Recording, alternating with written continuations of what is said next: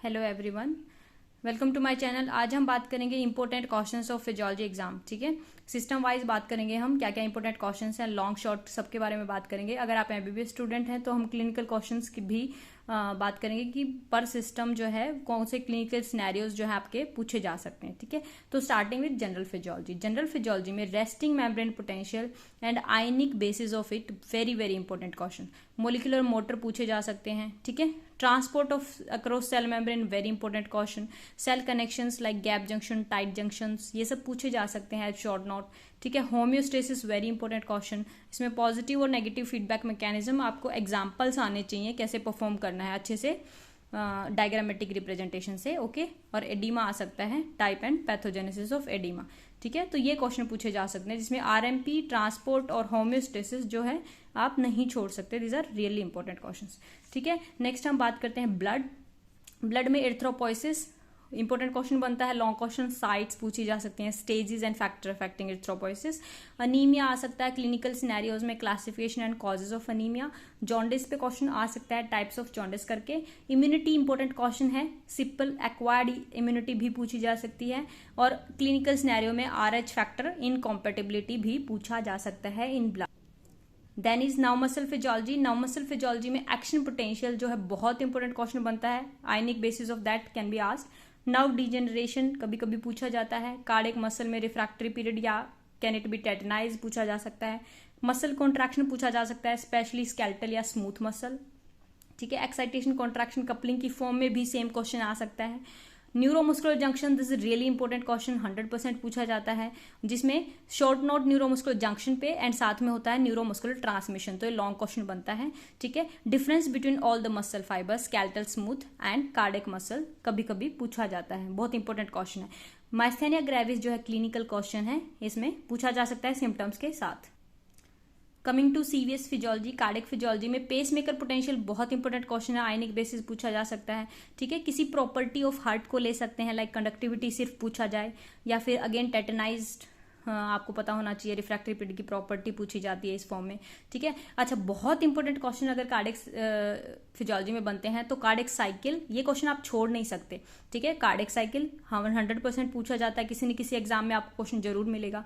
Cardiac output जो है उसकी रेगुलेशन या डेटरमिनेंट्स ऑफ कार्डियक आउटपुट, ये ध्यान रखना पूछा क्या गया है आपको, उसके अकॉर्डिंग ही आंसर करना है।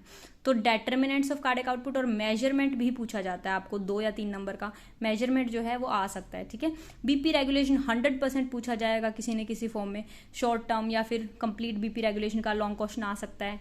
न्यूरल रिफ्लेक्सेस में ये रिफ्लेक्सेस हैं जो आपको करने हैं सीवीएस फिजियोलॉजी में, baroreceptor reflex, chemoreceptor reflex, CNS ischaemic reflex या लास्ट डिच स्टैंड भी बोलते हैं इसको, और बेजॉल्ट जारिस रिफ्लेक्स। ठीक है, ये लॉन्ग और शॉर्ट क्वेश्चंस हैं। Apart from that clinical scenario mostly cardiac जो फिजियोलॉजी है उसमें से आता ही आता है, एमआई या शॉक में से आता है मोस्टली। ठीक है, कार्डियक फेलियर जो है वो बहुत कम आता है, बट एमआई को तो आप 100% सिम्टम देख के जाना। Then coming to respiratory physiology. Respiratory physiology में ये देखिए क्वेश्चन आएंगे, role of surfactant short question हो सकता है, mechanism of breathing short question हो सकता है, कॉम्प्लायंस एंड फैक्टर्स अफेक्टिंग हो सकता है, why small alveoli don't collapse ये पूछा जा सकता है, एबनॉर्मल ब्रीदिंग पैटर्न, ये सारे शॉर्ट नोट आ सकते हैं। ठीक है, लॉन्ग क्वेश्चन की अगर बात करें तो ट्रांसपोर्ट या डिफ्यूजन ऑफ गैसेज आ जाएगा। ठीक है, आपको एल्वियोलाई और टिश्यू लेवल दोनों बताना होगा। रेगुलेशन ऑफ रेस्पिरेशन, जिसमें न्यूरल और केमिकल दोनों ही लॉन्ग क्वेश्चन है, इनमें से एक आ सकता है। ठीक है, तो कीमो रिसेप्टर रिफ्लेक्स आ सकता है, ये आपको पता होना चाहिए। ठीक है, क्लिनिकल क्वेश्चंस की अगर बात करें तो हाइपोक्सिया जो है वो इंपॉर्टेंट होता है हर एग्जाम के लिए। ARDS पूछा जा सकता है, बच्चों में सर्फेक्टेंट नहीं बना होता तो क्या हो जाएगा। Okay, chloride shift short question आ सकता है, या आप ट्रांसपोर्ट में मिलेगा आपको ये। Hering Breuer reflex, respiratory reflex होता है, ये भी आ सकता है। Coming to GI physiology, gastro intestinal physiology में डिग्लूटेशन रिफ्लेक्स बहुत इंपॉर्टेंट है। सलाइवरी सिक्रेशन कभी कभी पूछा जाता है। HCl secretion must know thing है, आप छोड़ नहीं सकते, इसकी रेगुलेशन पूछी जाती है। मैकेनिज्म ऑफ सिक्रेशन पूछा जा सकता है। ठीक है, एम्प्टिंग भी इंपॉर्टेंट है, फैक्टर अफेक्टिंग एम्प्टिंग पूछा जा सकता है। GI मूवमेंट भी बहुत इंपॉर्टेंट क्वेश्चन है। डाइजेशन एब्जॉर्प्शन किसी एक चीज का पूछ लिया जाएगा, लाइक फैट, कार्बोहाइड्रेट, प्रोटीन, किसी का भी आपको आना चाहिए। ठीक है, आयरन एब्जॉर्प्शन भी कभी कभी स्मॉल क्वेश्चन पूछा जा सकता है। Defecation reflex and function of liver, okay, बहुत इंपॉर्टेंट रोल प्ले करता है लीवर, इसीलिए फंक्शन ऑफ लीवर बहुत बार पूछा गया है। ठीक है, क्लिनिकल क्वेश्चन में डंपिंग सिंड्रोम गैस्ट्रिक एम्पटाइम में आप पढ़ेंगे, ये आप जरूर पढ़ लेना, 2 to 3 मार्क का क्वेश्चन आ सकता है।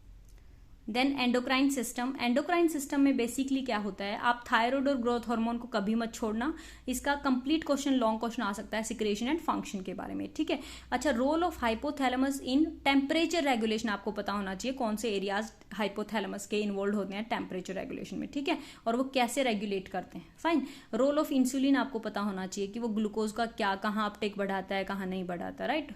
तो ग्लूकोज होम्योस्टेसिस में रोल ऑफ इंसुलिन। फाइन, और सबसे इंपॉर्टेंट क्वेश्चन एक, अगर इन 2 हार्मोन्स के बाद अगर हम बात करें तो कैल्शियम होम्योस्टेसिस जो है ना, बहुत इंपॉर्टेंट क्वेश्चन है अगर हम एंडोक्राइन की बात करें तो। इसमें बेसिकली वो पूछना चाह रहे हैं कि फंक्शन ऑफ कैल्सिटोनिन, पैराथायरॉयड और विटामिन डी तीनों कैसे इंटरेक्ट करके कैल्शियम मेंटेन करते हैं, सीरम कैल्शियम। तो कभी कभी ऐसा होता है कैल्शियम होम्योस्टेसिस की बजाय वो पूछ लेते हैं फंक्शन ऑफ कैल्सिटोनिन या फिर फंक्शन ऑफ विटामिन डी या पीटीएच। तो आपको ये कॉन्सेप्ट जो है वो क्लियर होना चाहिए। ये बहुत ही क्रिस्प नोट्स हैं एंडोक्राइन के, जो जिसमें से मोस्टली पूछा जाता है। अगर क्लिनिकल क्वेश्चंस की बात करें तो diabetes, Cushing syndrome and goitre, इनमें से कुछ ना कुछ 100% आइदर आपको स्पोर्ट्स में इमेज मिल जाएगी या फिर आपको क्लिनिकल सिनेरियो मिल जाएगा या एमसीक्यू में पूछा जाएगा। ठीक है, तो बेसिक नॉलेज अगर आपको इन नोट्स की जो मैं आज दे रही हूँ, अगर बेसिक नॉलेज आपको इन पॉइंट्स की है ना, तो आपको 100% स्कोर करने में हेल्प मिलेगा। Coming to one more very important system, ये नर्वस सिस्टम है जिसमें आपका पेपर 2 डिपेंड करता है, बहुत इंपॉर्टेंट है। अगर हम प्री यूनिवर्सिटी या यूनिवर्सिटी की बात करें तो ये जो सिस्टम है ये आपके मार्क्स की वेटेज को बढ़ा सकता है, इसलिए आपके कॉन्सेप्ट क्लियर होने चाहिए। Coming two important question, synapse बहुत ज्यादा इंपॉर्टेंट क्वेश्चन है। इसमें साइनेप्स में कुछ भी पूछा जा सकता है, property of synapse, type of synapse, EPSP, IPSP सब टीचर्स का फेवरेट होता है। ठीक है, देन रिफ्लेक्सेस पूछी जा सकती हैं, रिफ्लेक्सेस में स्पेशली मसल स्पिंडल या स्ट्रेच रिफ्लेक्स पूछा जा सकता है। ठीक है, पॉलीसाइनेप्टिक रिफ्लेक्स भी पूछे जा सकते हैं। देन पोस्चरल रिफ्लेक्स में जैसे राइटिंग रिफ्लेक्सेस, ये बहुत इंपॉर्टेंट क्वेश्चन है। डीसेरेब्रेट रिजिडिटी कभी कभी रेयरली आता है बट पूछा जा सकता है। देन अगर एग्जामिनर को बहुत इजी पेपर बनाना है तो कभी कभी टाइप्स ऑफ मेमोरी पूछे जाते हैं या स्पीच एरियाज पूछ सकते हैं वो। ठीक है, रिसेप्टर की प्रॉपर्टीज पूछ सकते हैं। देन लॉन्ग क्वेश्चंस की अगर बात करें तो असेंडिंग डिसेंडिंग ट्रैक्स में ज्यादा वेटेज असेंडिंग ट्रैक्स की है, जिसमें पेन पाथवे पूछे जा सकते हैं या डोर्सल ट्रैक पूछा जा सकता है। ठीक है, डिसेंडिंग बहुत कम पूछा जाता है ऑल्दो, बट फिर भी इंपॉर्टेंट है ऑल। ओके, अगर नर्वस सिस्टम की हम बात करें तो ये 2 चीजें आप कभी मत छोड़ के जाना, one is cerebellum and other is basal ganglia. इसमें लॉन्ग क्वेश्चन मोस्टली पूछा जाता है। बेसल गैंग्लिया जो है तो दोनों ही के बेसिकली मोटर फंक्शन से रिलेटेड है ये, तो आपको पता होने चाहिए structure and function of both. ठीक है, autonomic nervous system and hypothalamus के फंक्शंस आपको पता होने चाहिए। अगर हम क्लिनिकल क्वेश्चन की बात करें तो Parkinson disease, decerebrate rigidity, aphasia, type of aphasia, ये आपको क्लिनिकली दे देंगे और पूछेंगे कौन सा एफेजिया बताओ। तो इस तरीके से जो है नर्वस सिस्टम में क्वेश्चंस आ सकते हैं।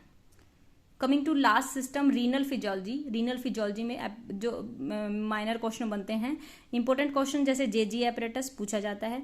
जीएफआर सबसे इंपॉर्टेंट है, जीएफआर शॉर्ट क्वेश्चन में बहुत ज्यादा फ्रीक्वेंट आया है, GFR and factor affecting GFR. ठीक है, कभी कभी ये भी पूछा जाता है metabolic acidosis and alkalosis. Fine, large अगर लॉन्ग क्वेश्चन की बात करें तो counter current mechanism, role of urea in that, ये पूछा जाता है। 100% क्वेश्चन आएगा कौन से एग्जाम में आपको। रास जो है हम बीपी रेगुलेशन में भी पढ़ते हैं और यहाँ भी पूछा जा सकता है। रोल ऑफ एडीएच पूछा जा सकता है फ्लूइड बैलेंस में। ठीक है, role of diuretic, clinical question देना हो तो रीनल से वैसे नहीं बनता, बट डाययूरेटिक कभी कभी पूछा जाता है कि कहाँ एक्ट करते हैं। ठीक है, और मिक्चुरेशन रिफ्लेक्स। तो अगर मैं इंपॉर्टेंट क्वेश्चंस की बात करूं तो counter current system and micturition reflex, ये 3 क्वेश्चन जो है आप कभी नहीं छोड़ सकते। ओके, तो ये थे सारे इंपॉर्टेंट क्वेश्चंस हर सिस्टम के हम डिस्कस कर चुके हैं। ठीक है, कमिंग टू लास्ट टिप, अगर आप लास्ट मोमेंट पे बैठे हैं, लास्ट वीक या 2-3 दिन रहते हैं आपके एग्जाम के, तो एक इंपॉर्टेंट टिप बताती हूँ। ये सारे क्वेश्चंस एक पेज पे लिस्ट कीजिए, ठीक है, और 1 by 1 सबको आप कंप्लीट कीजिए। ठीक है, कहाँ से कंप्लीट करना है दैट इज अ क्वेश्चन। अगर आपके पास नोट्स हैं तो ठीक है, आप उससे कंप्लीट कीजिए, नहीं अगर नोट्स हैं तो आपको बुक कौन सी प्रेफर करनी चाहिए, ये थोड़ा कंफ्यूजन है। तो अभी इजी बुक के लिए जीके पाल या शैम्बुलिगम ही उठाओ। एग्जाम के टाइम पे और किसी बुक का कोई फायदा नहीं है, गाइटन, गेनोंग सारी यूजलेस रहेंगी। ठीक है, तो आप शैम्बुलिगम से उठाओ या जीके पाल से उठाओ, देखो हेडलाइन क्या है। तो अभी के लिए अगर आपके पास 2 to 3 days भी हैं तो 2 to 3 डेज में आप क्या करो, इन सब क्वेश्चंस को एक लिस्ट बनाओ और टिक करते जाओ जब भी आप कवर करते जा रहे हो, ठीक है। तो जो जो है उसमें पढ़ो एक बार। फिर लास्ट डे एग्जाम से एक दिन पहले आप क्या करोगे, इसी लिस्ट को दोबारा लोगे, ठीक है, और इनमें जहां भी फ्लो चार्ट हैं, जहां भी इमेजेस हैं, सिर्फ वो चीजें आप एक सेपरेट नोट्स में ड्रॉ कर लोगे, ठीक है। जहां जहां ट्रैक्स हैं तो सिर्फ ट्रैक ड्रॉ कर लो, सेरिबैलम है जैसे तो फिजियोलॉजिकल एनाटॉमी ड्रॉ कर लो, ठीक है, और सेरिबैलम के फंक्शंस लिस्ट डाउन कर लो। जहां फंक्शंस की बात है वहां सिर्फ फंक्शंस को लिस्ट डाउन कर लो, और जहां फ्लो चार्ट्स की बात है फ्लो चार्ट ड्रॉ कर लो, ठीक है। तो वो जो नोट्स हैं, वो जो लास्ट मोमेंट आपका फ्लो चार्ट ड्रॉ करोगे आप, तो आप नेक्स्ट डे के लिए काफी हद तक प्रिपेयर हो सकते हो, ठीक है। So this is last moment trick which you can follow, okay. So that's all about important question. I hope ये वीडियो आपको बहुत हेल्पफुल लगी होगी।